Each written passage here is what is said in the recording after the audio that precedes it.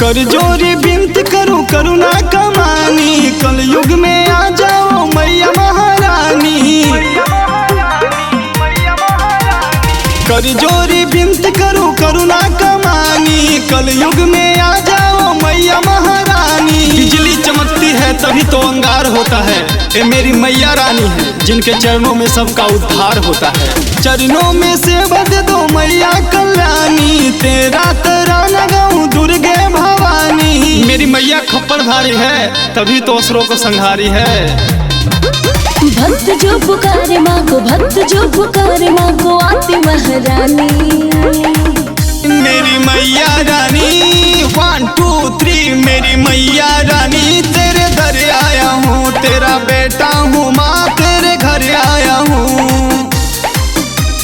प्रेम से बोलो खावे वाली मैया की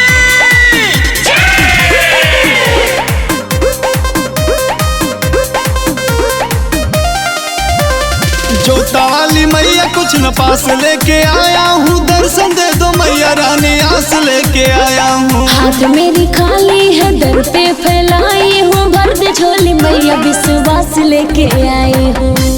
गाती रहूँ महिमा तेरी, गाती रहूँ महिमा तेरी मैया कल्याणी। मेरी मैया रानी 1 2 3 मेरी मैया रानी, तेरे दर आया हूँ, तेरा बेटा हूँ माँ, तेरे घर आया हूँ।